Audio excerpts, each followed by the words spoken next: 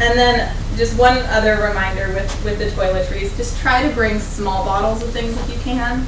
If, say, every night you really like to put lotion on your hands, just bring like an itty bitty bottle. You know, you really don't need a big monster bottle. That's just a lot of extra weight to carry around. It gets really heavy. You know, you just don't want that. Next up, number 25 is a small personal first aid kit. We will be carrying big expedition first aid kits on the trip. In case anything goes wrong, the trip leaders will have those. But it's really nice for each person to have their own little, just mini first aid kit, just for your own needs. I always carry a little bottle of ibuprofen, some moleskin to treat blisters. I also have a few little Band-Aids. I carry my vitamins with me, all those kind of things that you would normally use. It's a really good idea to bring them along. And it's a really good idea for everyone to bring their own ibuprofen, just then it's quick, easy to get to if you need it, without having to worry about coming, to the trip leaders and having us opening up the big expedition first aid kits. So we really like everyone to have their own little mini guy. And then number 26, kind of our last of the mandatory gear. There's mandatory clothing. The last of the mandatory gear is a small repair kit. And for my repair kit, I kind of just have some random loose things in my need and stuff sack. I like to keep some parachute cord. I like to keep an extra buckle for my pack. If the buckle on your hip belt breaks, that's kind of a disastrous occurrence, so having an extra buckle is a really nice thing. I always carry a lot of extra duct tape. It's kind of like the magic for everything. It is. It's great. It's like even the amount I have right now, you can see like there's a decent amount in my water bottle. I'm going to get my roll and wrap it another 20 or 30 times. So I do carry a lot of duct tape. Just because it's a really nice thing to have. Does anyone have any questions kind of on our hard personal gear? The alarm thing. Oh, I totally skipped over that, didn't I? I guess like cell phone's probably not the best option because charge it. Exactly, there's no way to recharge it. What I have, and it's in here, in my sleeping bag actually, I have this watch that has a little alarm that I keep. I have a little like zipper pocket next to the head of my sleeping bag that I keep. I'm sorry, I just totally skipped over that. There are going to be a couple mornings on the trail where we will have to get up early. Unfortunately, just due to the tides, there are just certain times along 2 different spots on the trail when you just have to hike at a certain time of day. So potentially that could mean like a 5 or 6 a.m. morning wake up. And you'll find more specifically from your trip leaders when you talk about trip itineraries with them. But for those early morning wake-ups, it's really nice to have an alarm so you wake up on your own and there aren't people coming banging on your tent. Get up, get up, get up. So having a watch with an alarm is really nice. Yeah, thanks for addressing that. There was no mention of needing a tent. Oh, yes. So on this list, this is all of our personal gear. Oh, okay. So things like the tent and the stove and the cookware, those are all going to be what's called group gear. So we're going to divide everyone into groups of 3. And that's going to be your cook group and your tent group. The ODP is supplying really nice 3-person or 4-person tents and stoves and cookware and all those kind of things. And we'll give those each to your group of 3 once you're with that group and meet that group. And then from there, you'll divide that gear amongst yourself. So like for the tent, you can take it, each person can carry a piece of it, because potentially it's a pretty big, bulky item just for one person to take on their own. So one person might take the tent poles, one person taking the rain fly, and one person taking the tent body, if that kind of makes sense. Yeah, good catch. We definitely want tents out there. Yeah, it'll be moist. Interesting. It's going to be very moist. It really would be. Any other questions on gear before I move into clothing? It's like one of my favorite topics, backcountry clothing. So out in the backcountry, just like we talked about a little bit earlier, once you're out there, you're out there with what you have. So if all your clothes get all wet, we have to work with that situation, and we will. But what we really want to do is make sure that everyone has the right stuff so that they're comfortable and that that's not really an issue, if that makes sense. So with outdoor clothing, there are kind of three main things to remember. There are three clothing layers.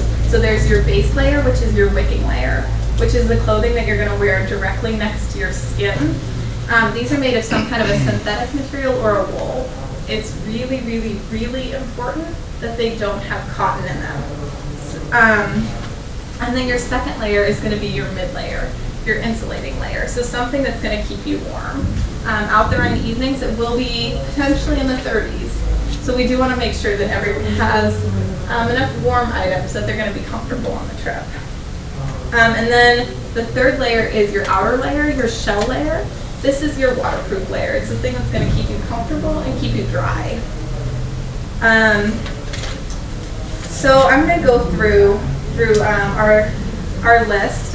Number one on the list is you need a waterproof jacket with a hood and waterproof rain pants. If you don't have these items, you can rent them from ODP. We do have a really nice selection of jackets and pants that people can borrow.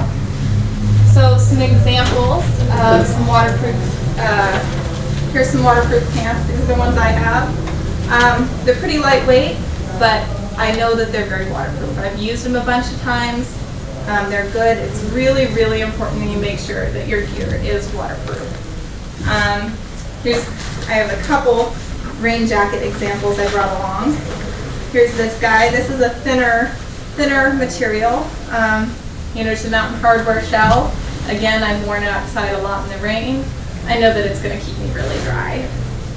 And then my favorite of my rain jackets, and the one I'm going to be bringing on the trip, I really love this jacket. I know it keeps me super dry. Again, these are rain shells, so they're not like a big, thick ski jacket. We really want to discourage people from bringing a big, thick ski jacket just because it is really heavy.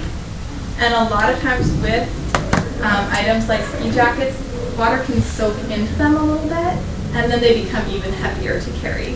So if, say, on one of the evenings, it's raining a little bit and your jacket gets soaked through, then the next day we start hiking and it's beautiful weather, you're still carrying all that weight from a heavy ski jacket. So that's why we really recommend that your shells be thin, one layer. So you can see on this, super thin. Again, you can rent these from the ODP. We do have a really nice selection of them. And if you're going to use your own things, but say you're not sure it's totally waterproof, what I recommend you do is put all your rain gear on, put your rain pants on, put your raincoat on, and go stand in your shower for 5 minutes. If you're dry, then it's probably waterproof. If not, you probably shouldn't bring it. I've been on a couple trips with people, and they actually, as a matter of fact, on the Lost Coast, I was with my friend Ben, and he went over to Next Adventure, bargain basement. Oh, I found this great deal. I got this rain jacket for $15. And on day number 4 on the Lost Coast, it started raining, and it soaked through, and he wore a plastic bag the rest of the trip. A big garbage bag to keep him dry. So if you don't want to wear a garbage bag, make sure your stuff is good and waterproof. You'll be happier. And again, if you're not sure, check it in the shower, and the ODP has stuff you can borrow too. Would a waterproof jacket designed for bicycling be appropriate? If it's the right size and. Yeah, well, if it's something that you're comfortable in and that you've used and that you know that you like, make sure it has a hood. Hoods are really, really a good thing to have. But yeah, potentially if it's something that you've used that you like that you know is good. Yeah, works in Portland, I ain't here. We're really going to hope that there's not going to be rain, but the Lost Coast is kind of similar to the Oregon coast, but about 10 degrees warmer. So what the weather on the Oregon coast is like. You can make a pretty good prediction of what what it's going to be like down there. So we are expecting, some overcast weather, possibly some showers. When I was there last, we had one night of pretty steady rain, but most of the trip was pretty overcast, really nice. So we just want to be prepared for kind of all situations, as a just in case. Any other questions about rain shells specifically? You're not thinking you're wearing the rain pants as you're, just if it's raining, right? Yeah. Okay. Yeah. That's because that doesn't breathe at all. There are. That's what I can't stand about rain pants. Yeah. Rain pants and waterproof jackets, it really depends what kind you get. So there are waterproof breathable fabrics, and then there are straight waterproof like coated nylon. So if anyone can think of like the little yellow rain slickers that like a little girl would wear, that's like a coated nylon kind of a thing. It's kind of like crinkly when you move in it. It's really thick, really plasticky. That material is not going to breathe at all, and it's potentially while we're hiking and while we're moving, it's going to make you pretty uncomfortable, just because you're not going to be getting any air in and out. It's just going to be having all your sweat and condensation soaking you on the inside of the jacket, if that makes sense. Because while we're moving, we're going to be sweating, doing all those things, getting good exercise. Fabrics more like these ones. These are like a waterproof, breathable fabric. So, like this jacket feels like I'm just wearing a regular sweatshirt, as far as like how breathable it is. With fabrics, in a lot of ways with like rain clothes, it's the more expensive you go, the more breathable your jacket is going to be.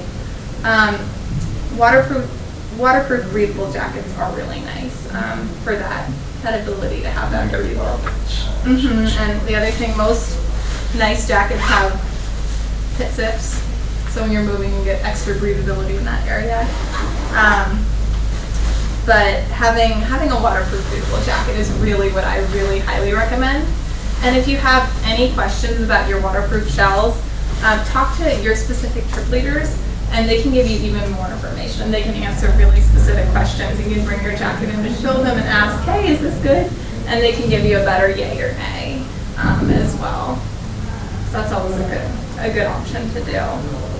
And that's true with any of your gear. If there's anything you're wondering about, talk to your specific trip leaders about specific items, and they can really help you out with that.